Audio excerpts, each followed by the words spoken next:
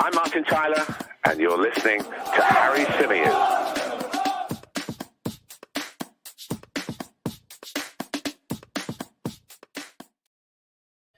Hey everybody, how are we doing? Welcome back to another edition of the Chronicles of a Gooner, the Arsenal podcast, part of the 90 Min Football Network. And as ever, I am your host, Harry Symeou. It's our press review show, the show in which we skim the back pages and scour the internet to find all the latest Arsenal-related transfer stories. We bring them to you, we relay them, but we also discuss them in a little bit more detail as well. We also go back and forward between myself and the chat. And then, of course, we'll be taking some of your questions towards the back end of the program. Really looking forward to this one. But this is a show today where we're going to be talking more about outgoings than potential incomings, because a lot of the reports that have dropped and that have been doing the rounds and have been a real point of discussion over the last 24 hours or so since we put out the last episode are with regards to players who could be moving on. So that's very much going to be the theme.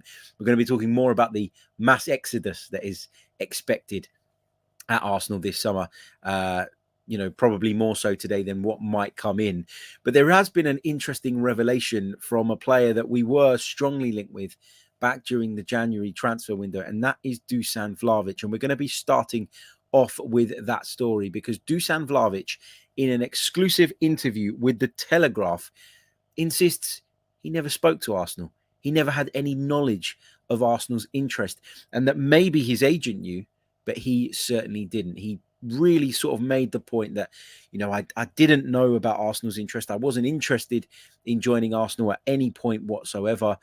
And actually, I only ever had eyes for Juventus. Now, half of that feels true because we know that Dusan Vlavich was very keen on the idea of joining Juventus and was very keen to make that transfer happen, particularly during that particular window. But I find this really interesting because given the reports and the strength of those reports and the frequency with which they were coming out, I find it impossible to believe that Dusan Vlavich didn't even know or wasn't even aware of a rumoured interest from Arsenal. I feel like this is a bit of Dusan Vlavich kind of almost playing the game to the Juventus fans. Let's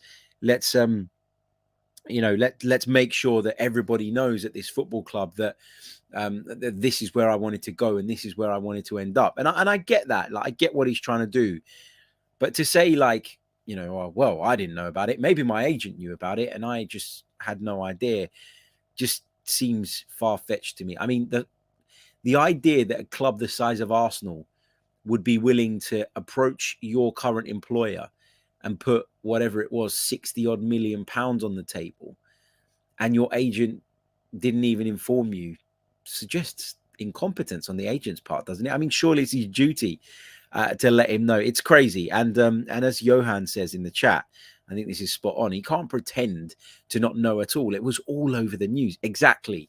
He might have said, I wasn't sure how concrete the interest was, but anyway, regardless of that, I only ever wanted Juve. That was where my heart was, and that was where I wanted to end up. But to kind of dismiss all knowledge and all understanding of Arsenal's interest during that period, which we've had confirmed by some really strong sources, this feels to me like lies and unnecessary. But it's something that I wanted to touch on just at the start of this show, because I know that there will be people out there who will use this, who will say, oh, well, Dusan Vlavich clearly didn't want to go to Arsenal because he didn't want to go and play for Mikel Arteta, or he doesn't feel that his club's ambitious, or whatever. There's people that will use this as a stick to beat Arsenal Football Club and Mikel Arteta in particular with. But I go back to what I said a moment ago, and it's interesting to see that some of you guys agree. In the comments, Matt says if his agent didn't tell him, then he should fire him. Absolutely. And Justin says sounds like his agent needs to be fired. Love this from Sasha, who says pandemic, really? Nobody told me about it. Quoting a hypothetical Dusan Vlavich quote. Love that. John Daly says, would you make another offer for him now, Harry? And there's been a couple of you actually that have said in the chat, would I consider that? Would that be something that I think about Arsenal doing? And the answer is no, because it's not going to happen. Like, you're not going to get him out of Juve at this point. You're not going to get him into the Premier League at this stage. He clearly, as I said, had his heart set on Juventus from the beginning. I think he's been a bit disingenuous by suggesting that he didn't even know or understand or hear of any Arsenal interest. But I just think that door is shut for me now. I mean, Juventus have no real need to sell him at this point. And so you're going to have to go absolutely batshit crazy with a figure that is just impossible for them to resist to even bring them to the table on this. Plus, we know that Vlahovic wants to be there. So, you know, having seen his comments and having seen him almost only reinforce that desire and love for that club yesterday, it seems a bit of a waste of time for me. I know a lot of people say that sometimes you do something like that, you can unsettle someone and you can start a bit of a domino effect, and that's the way that you negotiate these days, and it's the modern game. But for me, it doesn't make a lot of sense at this stage. So yeah, just wanted to highlight those comments from Dusan Vlavich because, as I say, not quite sure I believe him. I think somebody's telling porkies. But anyway, let's say a few hellos before we continue through the remainder of our stories. A big hello to Henry Gooner, who says, keep the faith, North London forever. Come on, you Gunners. Big hello to Richie, to Steve, to Sasha, who joins us from Warsaw, to Justin, to Junior Gunner, to Richard, to Femi, to Sajid, to Reefa, who says, just goes to show that this ITK game is all guessing. Big up you, Harry. Hope you're having a good day so far. Thank you so much, mate. But I don't think in the Vlahovic case people were guessing. I think they obviously had it on good authority because it wasn't just sort of, you know, some of the questionable outlets that were reporting this. This was coming from some of the big boys as well, who will no doubt be tapped into the football club and will no doubt have their sources elsewhere. So I don't think necessarily with the Vlahovic one, it was a case of people making it up. I think it's more likely that Vlahovic is just not wanting to be drawn on that conversation whatsoever, and wanting to reinforce the desire that he clearly showed already to join Juventus over anybody else. I think he's trying to score some brownie points with the fans. I think he's trying to, come across as somebody who only ever had eyes for the old lady, and he clearly did, because that's where he ended up, and it was pretty clear, wasn't it, early on in the negotiation or in Arsenal's attempts that their chances of bringing him to the club while Juventus were in the race was always going to be very minimal. Big hello to Lawrence, who says, afternoon, Harry. Good to catch you live for once. Good to have you here, mate. Really, really appreciate it. What else have we got? John says, new profile picture for me. The wife wanted to be seen. Big shout out to both of you, mate. All the best. All the best. See, mine's the opposite. She doesn't want to be seen on anything YouTube or football or Arsenal related. There you go. What else have we got? Mr. says, I don't believe Arsenal put in a bid. Perhaps they didn't get as far as putting in an actual bid, because although it's not really the right way to do business, it is the way that business is done nowadays. It used to be, and this is not Football Manager where you make a bid for a player. Once the club accepts it, you're then free to discuss personal terms with them, and then you take it from there. That's not the way it works anymore.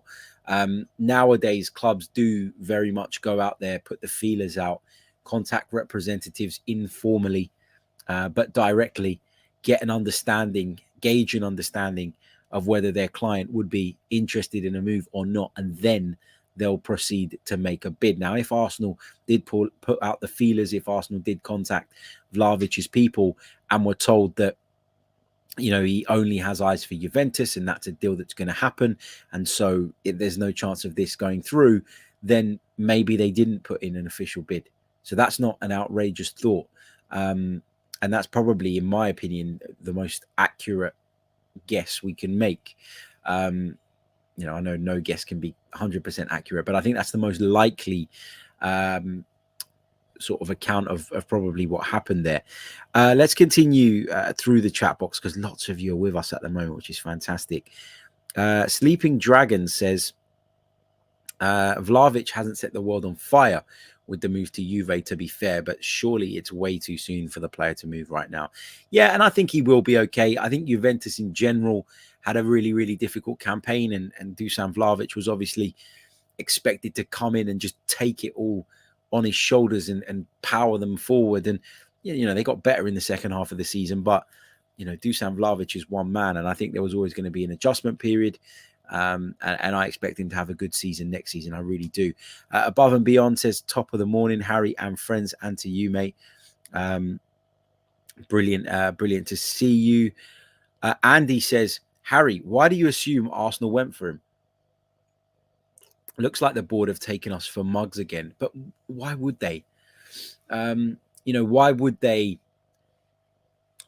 make it public, or why would they want to put on this facade that they went for a striker for us then to be or end up disappointed? Like, I think a lot of people will look at it and say, well, Arsenal are trying to paint this picture that actually we did try, but we just couldn't get the player we wanted.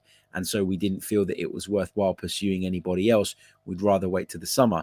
But the flip side of that is the clamour for a striker increased even more once that Vlahovic talk had come about. So that might have been the intention to show that maybe we're being proactive and to give that impression to the supporters. But actually, I think it was probably counterproductive in the way that all it did was increase the noise around Arsenal bringing a striker in that particular window, and increase the pressure on Arsenal for the remainder of the window, having clearly missed out on Vlahovic, if indeed they were in for him, to now go and get someone else. So I actually think that what you're suggesting is that the club put this out to try and earn some goodwill with the fans. I would argue that actually it did the opposite and caused them a lot more problems and a lot more noise to kind of block out and deal with as a consequence of that failed attempt to sign Dusan Vlavich. But I guess we'll never really know how far down the line this was, or how far down the line Arsenal got, if at all, in their pursuit of him. Raphael Lim says this was the worst kept secret. Matt says, do you think Jesus knows we're after him? Can you use your connections to let him know? Yeah, I mean, amazing. Big hello to Tony James. He says, hit the like button, Gooners. This guy's amazing. Thank you so much, mate. Thank you for being here. Really do appreciate it. And as Tony says, yes, please do hit the like button if you haven't done so already. There's nearly a couple of hundred of you with us live at the moment, but we've only got 31 likes on the board. So let's get that up as high as we possibly can. Big hello to Yorgos, who says some pictures showed Arteta is on his holidays. I don't think any transfers will happen anytime soon. I've been saying this for a few days now. I don't expect the significant movement to happen in the next few days. I think that towards the end of the month, you're going to start to see a little bit more movement, a little bit more urgency. And I think that goes for the transfer market in general. So yeah, I agree with you. The last couple of weeks, people have been on holidays, been winding down a little bit. And yeah, it's a weird time, because we as fans are like, come on, get this done. But the players, the managers, the directors, all these people that have been working around the clock and slogging away through a long, hard season are now in a place where they just need a bit of a break. And they're entitled to have that. And clearly that's something that they do at the start of June. And as I say, I think as time goes on, we'll probably start to see a bit more movement as the wheels begin to turn. Okay, look, so that's the Vlahovic stuff. Let's move on and let's talk a little bit about Lucas Torreira, who's obviously being heavily linked with a move away from Arsenal on a permanent deal this summer. Now, he spent last season out on loan with the Serie A outfit Fiorentina, whom apparently are interested in signing him on a permanent deal. Now, part of that initial loan saw an option to buy clause inserted into that deal for 15 million euros. What does that mean? That if Fiorentina decided that they wanted the player, they'd be able to trigger that deal by offering 15 million euros. However, relationships between Arsenal and Fiorentina are now said to be strained after Fiorentina put in what Arsenal feel is an insulting offer of around about 7 million euros, which is about half, less than half, in fact, of what that option to buy clause stated. Now, maybe Fiorentina's financial situation means they can't offer the 15 million euros. Maybe they don't want to offer the 15 million euros. Maybe they don't feel that Lucas Torreira is worth that type of money when they think about their budget overall. But ultimately, this is said to have really pissed Arsenal off. And Arsenal, according to the reports in Italy, haven't even responded to that offer and don't plan on doing so because they think it is a really derogatory offer for a player that Arsenal clearly value at much, much more than that. So, here I am sitting here kind of wondering how this Torreira deal is going to go through because, we know that finances are tight at Fiorentina.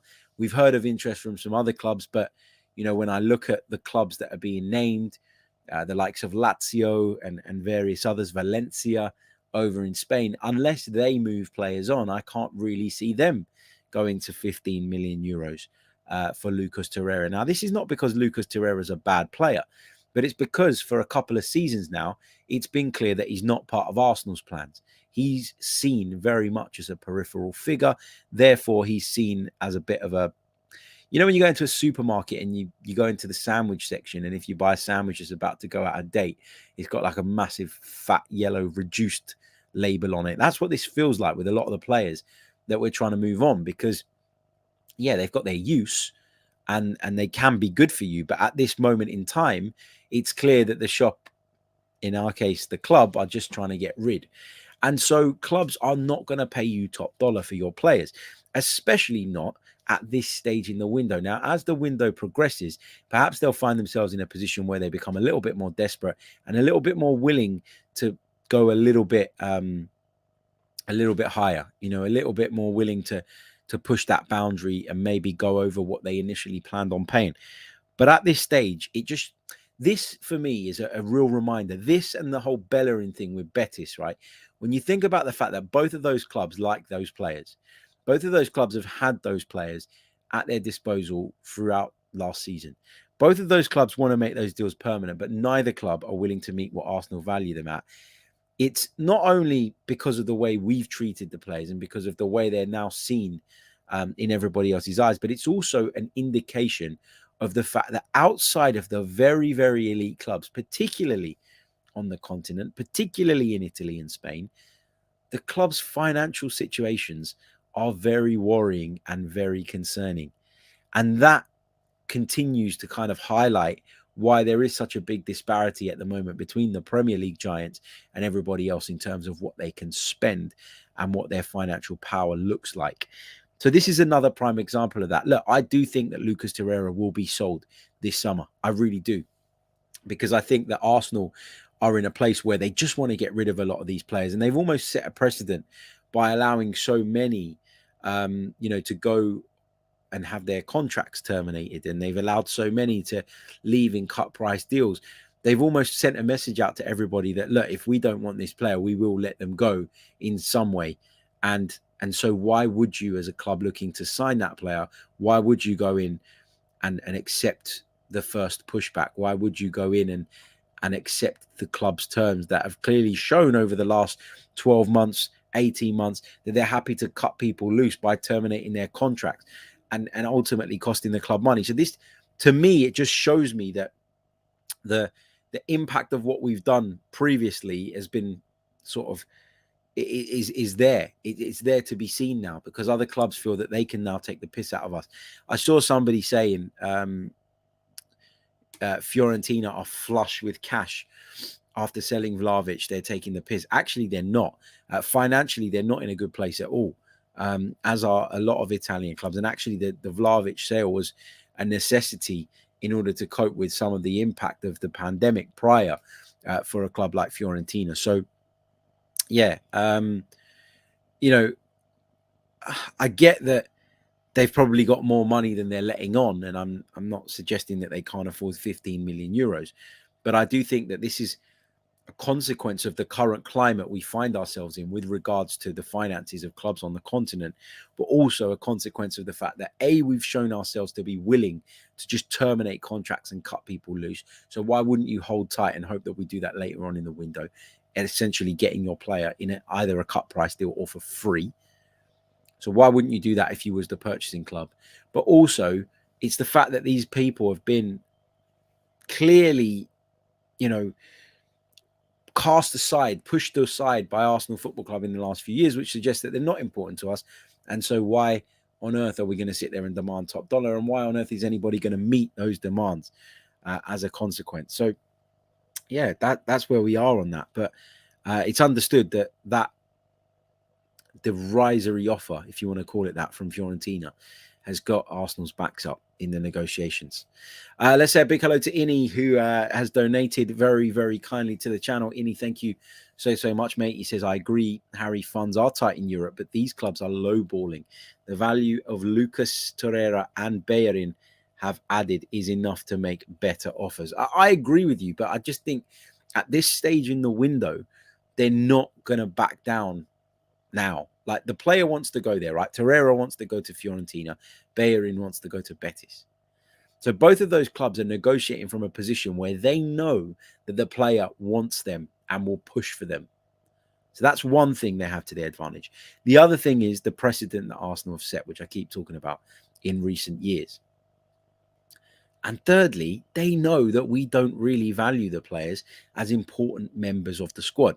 They also know it's very early on in the window. And as time passes, the desperation from Arsenal to get rid of them, to move them on, maybe to clear the decks in order to bring in other players, is going to increase. And therefore, they'll be able to take advantage of that situation. It's why I always say the transfers don't always just happen bang as soon as the window opens, because there is shit like this at play all the time. It's so complicated. It really, really is.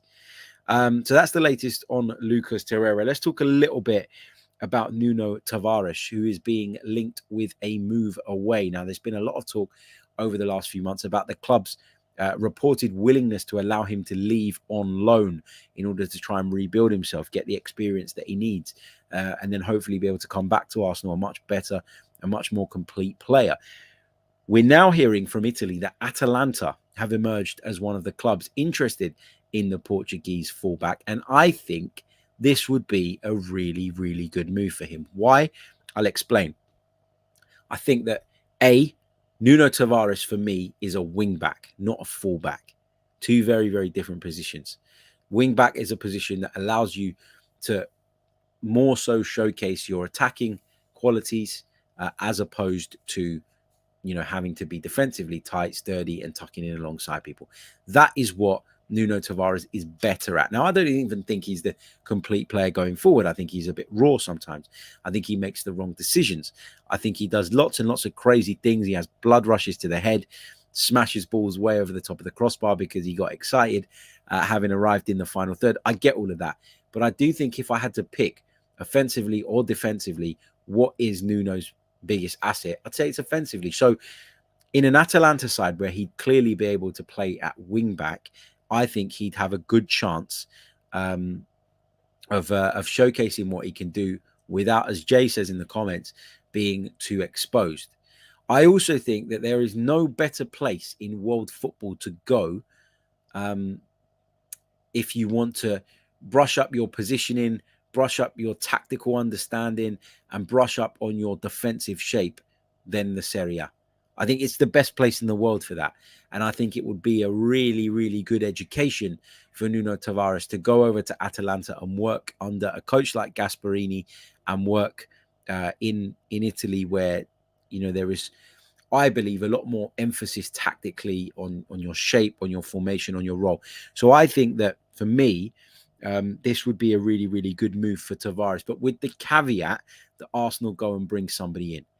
We cannot afford to leave ourselves short in the left-back position, given what we know about Kieran Tierney's tendency to pick up injuries. So if you're going to go out and you're going to bring somebody in who can play in that position, or you're going to bring somebody in elsewhere that frees, for example, a Tomiyasu up to go into that position if needs be, then fine. But something has to happen. Something has to happen here for Arsenal to be able to facilitate Nuno Tavares going out on loan, which I do think would do him good, but only if it's not at the expense of the greater cause and at the expense of Arsenal, because that is something I definitely do not want to see. Staying on the subject of Serie A, another Arsenal player being linked with a permanent move, this time to the Rossoneri, to the champions AC Milan, is Pablo Mari. Now, he has spent the second half of last season out on loan at Udinese, who are rumoured to be unable to afford him or maybe unwilling to pay what Arsenal are looking for, but he is being linked with a move to Milan. Now, listen, it's a huge club. It's a glorious club. It's one of, when you think about European football royalty and you're a bit of an old man like me, Milan is one of those clubs that comes to your mind. Milan is a club with its name in lights. They've just won their first Scudetto in a long, long time. They're back at top of the pile. Brilliant job being done there by a number of people who have overseen this rebuild, which consists of a mixture of really young, exciting, up-and-coming players, but also some experienced heads in the likes of Olivier Giroud, Zlatan Ibrahimovic, and a number of others. This is a club that would be a real appeal to a lot of people at the moment. But why I'm unsure about this is that I don't know what kind of role Pablo Mari plays at Milan. You think about it this way, right? The reason he wanted to move from Arsenal and the reason he wanted to go elsewhere was to play regular football. And he got that opportunity at Udinese. But will he get that opportunity at Milan? I don't think so. I think they'd be bringing him in very much with the view to him being a squad player. And so I would then question why that makes sense for Pablo Mari, someone who's been quite vocal in the last year or so, with regards to his desire to play week in, week out. So it doesn't quite fit for me, this one.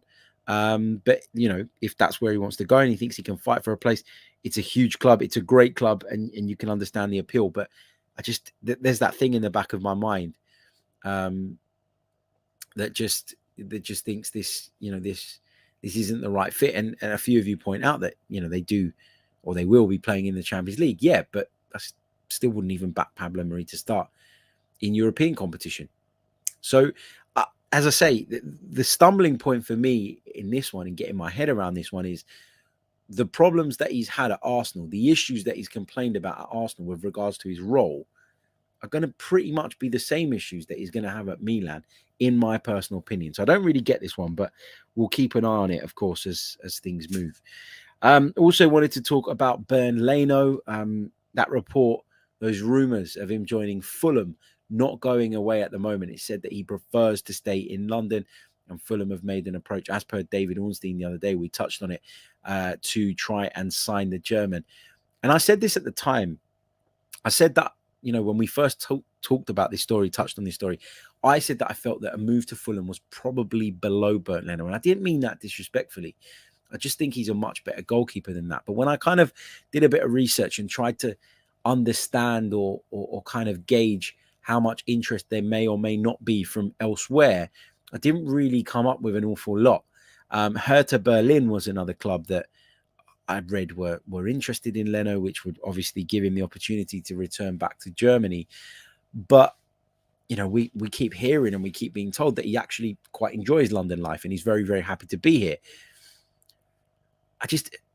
I thought that there would be more clubs of a higher caliber that would be knocking on the door for Bernd Leno this summer, because I think he is a very, very good goalkeeper. I think that he has a few shortcomings. I think all players, all goalkeepers do. And I think that he's just at the moment not best suited to the way that we want to play. But he is a brilliant shot stopper. He's capable of winning you matches. We've seen it time and time again over the years.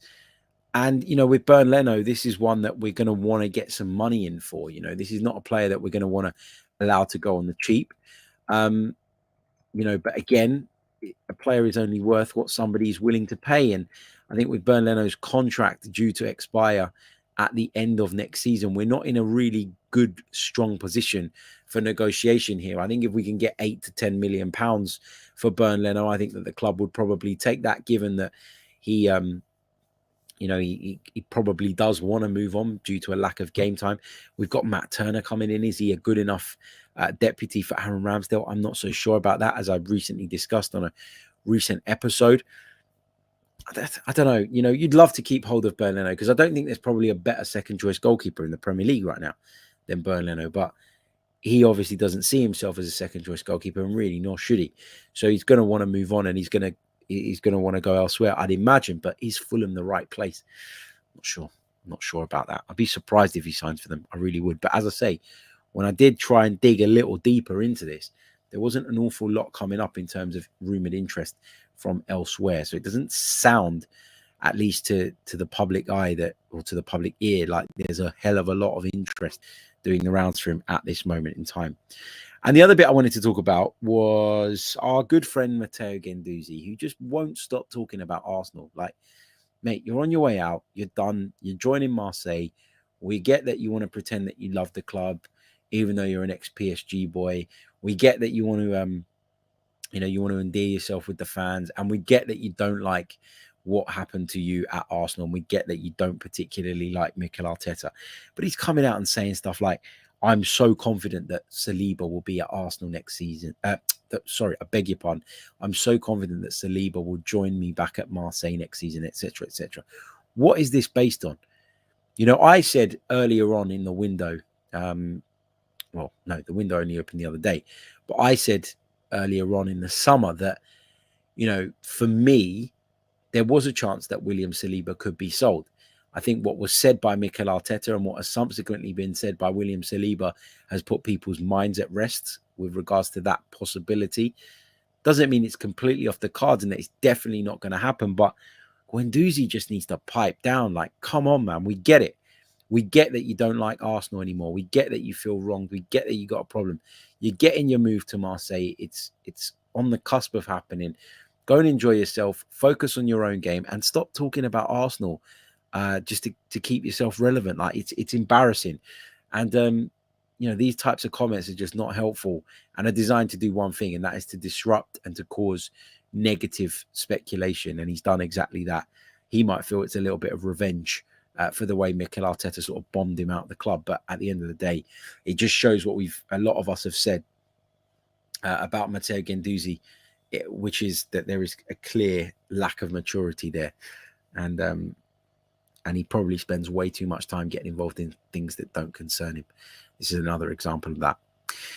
Look, guys, we've got over 360 of you watching me live right now. Big hello to every single one of you. If I could just ask very kindly, could you please hit the like button on the video? Let's try and get up to 150 likes. There's no reason why we can't achieve that. Also, if you're new to the channel, please do subscribe.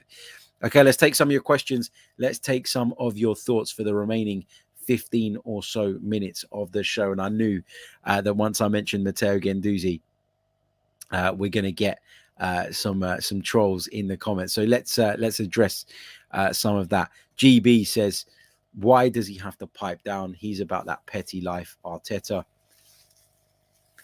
isn't his favorite person. Because the reason he has to pipe down is because he's not impacting just himself. Like, he's not talking about his own career. You're Matteo Guendouzi, mate. You can talk about whatever the hell you want that concerns you. But the minute you start, like, you're dragging William Saliba into your petty nonsense, basically. You've got a problem with the way you were treated at Arsenal. You probably have some sympathy for William Saliba, who you've grown to become quite close with due to your time at Marseille. And you probably feel some sympathy towards his situation and maybe that he was mistreated by the football club. But Arsenal have come out and said he's staying. He's come out and said he's staying. So what good are you doing for your mate and your friend and your colleague by stirring the pot again? Nothing. It's a selfish act from Matteo Guendouzi in order to try and get one over on Arsenal. And I wouldn't have a problem with it if he was talking about himself. I actually quite like players that are a little bit outspoken, that are a little bit, on the edge. I do. I really like all that stuff. I think that sometimes that's what fuels people to go on and achieve brilliant things. But I think in this instance, my big issue with it is that you're now impacting potentially and causing speculation around the future of somebody else, not yourself. And what right does little old Matteo Guendouzi have to do that? None, in my opinion. Big hello to VT. He says, great show as always, Harry. Keep up the great work, mate. Thank you so much. What else have we got?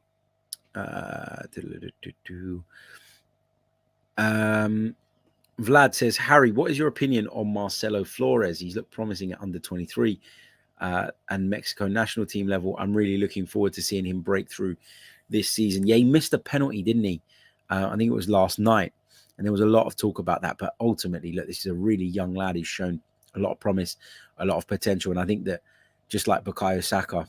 You do miss a penalty on the highest stage. You can see it as a real negative, or you can turn it into a positive by taking all the learns and the lessons from it. And he is a player that I've heard a lot about in recent times. He's a player that I'm quite excited to watch develop over the next few seasons. And I'm delighted that he's ours. I'm delighted that we have him. But yeah, I'd be lying if I said I've watched an awful lot of him or if I know an awful lot about him.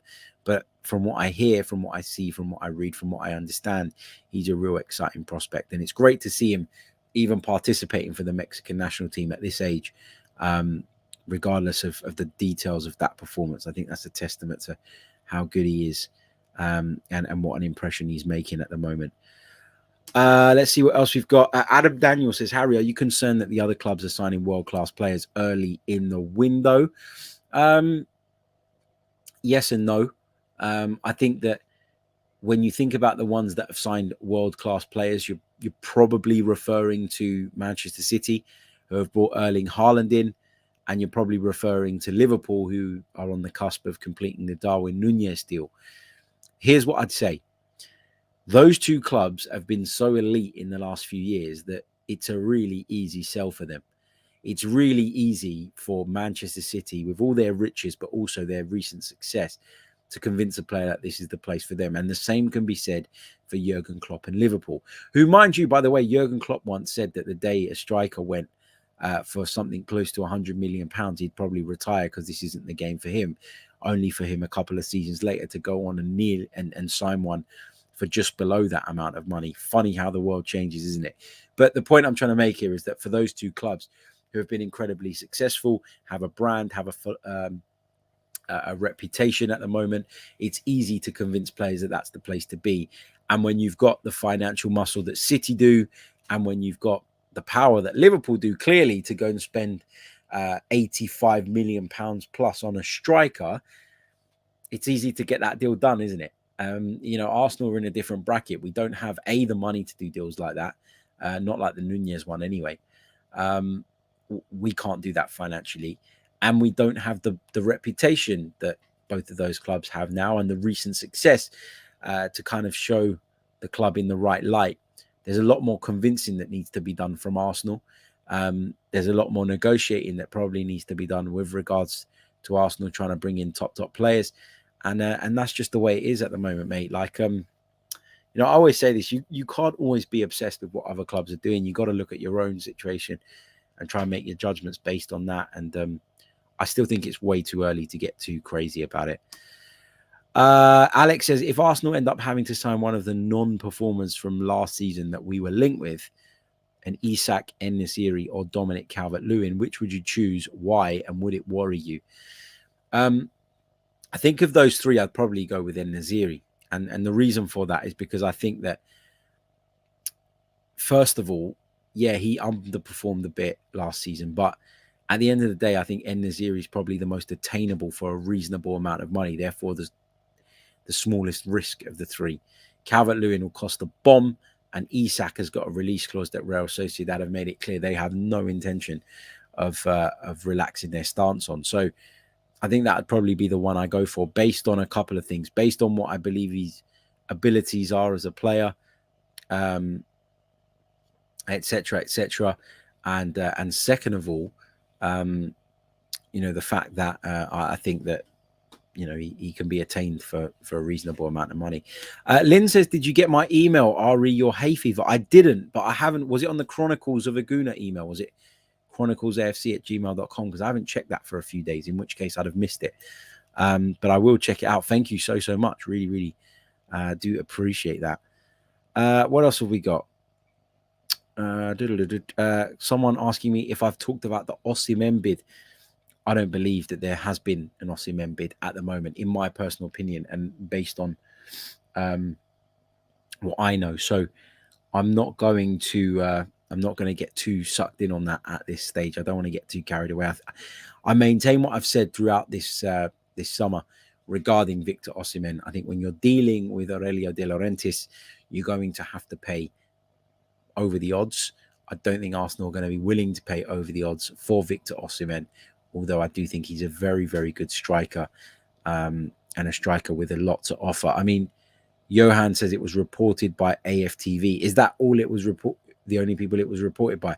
Listen, AFT do what they do and they do their thing. Good luck to them. But I wouldn't look at them as a reliable transfer source if I was kind of trying to gauge how credible or not credible this story might be. Jid says, which current squad outcast do you think has the best chance to have an El Neni-esque renaissance to their Arsenal career? That's a really fucking good question. I like that. I mean, I would have said Torreira. You know, I would have thought that in this new system that we play, and what I mean by new system is with Partey sitting at the foot of it and then two midfielders either side, I would have thought that Torreira would have been a lot more suited to that, because I think he's better being a bit more box to box than just defensive, because I don't think he's physical enough to be solely a defensive midfielder, but I also don't think he's amazing going forward. So somewhere in between would be the right fit. So I would have, you know, that would be the one for me that I think can have a role in this squad. But it's been clear for a long, long time. Let's have it right that Lucas Torreira, you know, doesn't want to be an Arsenal player anymore and doesn't want to be in London, and for all the reasons that we've discussed previously on numerous occasions. But yeah, you know, I don't think any of them really. If I'm trying to give you an accurate answer, if I'm thinking about it hypothetically, I think that Torreira could be a fit, but ultimately, I don't think that any of them have a future at Arsenal. I think they'll all go. I think what will happen is it will drag out. It will take a while, and we'll get towards the end of the window before we see those moves actually confirmed. And that's what concerns me about this transfer window. It doesn't concern me that we haven't done business yet because it's only June. What concerns me is that there are just little rumblings that Arsenal, or part of Arsenal's transfer budget this summer that they've kind of earmarked, is reliant upon moving some players on. And we've heard that for a few seasons now, and it's been incredibly frustrating. And what often happens is that those deals get delayed and delayed and delayed and delayed, and they frustrate. And then we get to the point where we don't have enough time to then do what we need to do, or we're so desperate to get them off the wage bill that we let them go in cut price deals that don't really benefit us, or we terminate their contracts. And I'm fearful that some of our business, not all of it, because I think there is some money there anyway, but I think that some of our business could be stalled by the fact that these deals with regards to outgoings are just seeming to take an absolute age, and are no closer, in my opinion, to being completed than they were maybe 3-4 weeks ago, which is a bit of a worry. But there you go. Okay, I'm going to take one or two more. Just going to pick some random ones. Justin says, would you try to bring in Lukaku if Chelsea were willing to let him go for a decent price? I think Lukaku can do a job in the Premier League. I really, really do. Is he perfect? No. Has he got shortcomings? Yeah, of course he does, but he's also got a hell of a lot of strengths. And I think that this is a guy who, throughout his time in the Premier League in years gone by, has proven that he can score goals with regularity.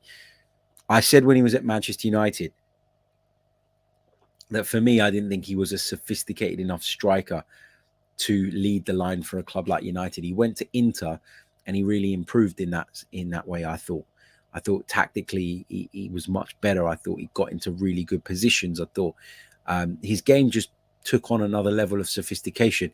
And then when he joined Chelsea, I thought that was a cracking signing, because I thought that was the kind of signing that would propel him onto a title challenge. And it just hasn't worked. And it's become more and more apparent over the course of the season that Thomas Tuchel maybe doesn't know, what exactly, is the best way to get the maximum out of him. I don't think that Lukaku's overly happy with the fact that he's been brought in as this big money signing and almost not trusted by Thomas Tuchel in some of the big games. I think it's a combination of things at Chelsea that have led to it not working.